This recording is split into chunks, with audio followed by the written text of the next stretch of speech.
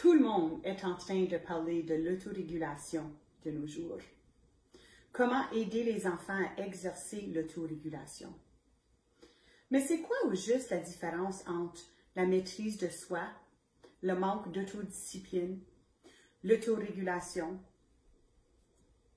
Il n'est pas important que je connaisse tout par cœur ou que j'ai à un niveau maîtrisé toutes les choses qui se passent dans la vie ou tous les concepts. Ce qu'il y a de plus important, c'est que j'ai les ressources à ma disposition. Je vais les chercher quand j'ai besoin. Fait que les petits extraits que je viens de vous dire proviennent du Penser, Sentir, Agir dans la section Calme, alerte et heureux par Dr. Stuart Shanker, un expert en autorégulation. Lorsque je vis des moments où je remarque que j'ai besoin d'appuyer un enfant ou j'ai besoin d'ajouter des éléments calmants chez un enfant, je ramasse mon livre. Je vais faire la lecture.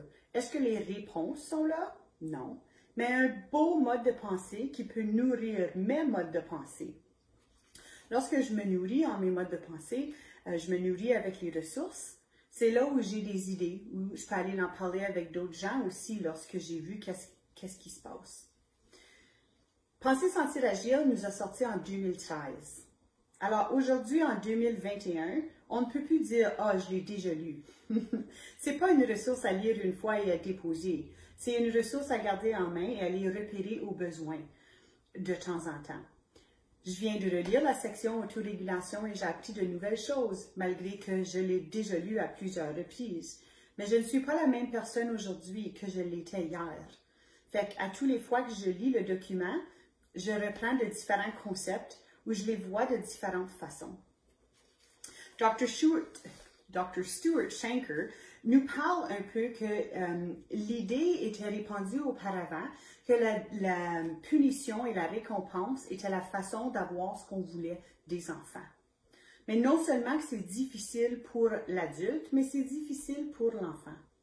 Il a terminé son paragraphe avec cette phrase, puis j'aimerais vous la lire parce que c'est tellement intéressant. L'autorégulation représente, par ailleurs, un effort pour comprendre les causes d'un comportement problématique pour ensuite atténuer ces causes au lieu de se concentrer de mettre fin au comportement. Puis j'ai même écrit souligné. J'ai trouvé ça exceptionnel. Je l'ai relu à plusieurs reprises, plus que ça me dit, c'est un effort pour comprendre les causes d'un comportement problématique. Alors, si mon enfant bambin fait des petites crises avant d'aller au repos, est-ce que j'essaie de juste atténuer le comportement ou est-ce que j'essaie de comprendre la cause? Parfois, lorsque les parents viennent ramasser leurs enfants, on leur partage certaines idées ou certaines choses qui se sont arrivées à la garderie. Mais est-ce qu'on leur partage ce qui se passe et on leur offre une problématique? Ou est-ce qu'on partage un concept pour travailler en concert avec le parent et essayer de voir la cause pour pouvoir offrir à l'enfant ce qu'il a besoin? J'ai trouvé ça exceptionnel. Un peu plus loin dans la ressource, Dr. Stuart Shanker, c'est à peu près 3 ou 4 pages. Je vous invite à aller en faire la lecture, mais comme c'est tellement intéressant, il parle du stress chez les enfants. Puis c'est un stress biologique, le stress affectif, cognitif, social, prosocial.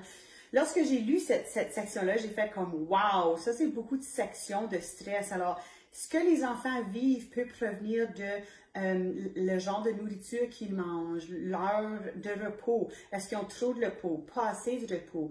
Est-ce qu'ils ont des amis avec qui ils peuvent jouer? Est-ce qu'ils ont des interactions positives? Est-ce qu'ils ont beaucoup de temps à l'ordinateur ou devant un écran? Est-ce qu'ils sont capables d'être en interaction? Je pourrais continuer et continuer. Il y a tellement de stresseurs dans nos vies, mais dans la vie des enfants. Mais ce qui est important, c'est pas vraiment d'enlever le stress, mais c'est plutôt d'ajouter des éléments calmants.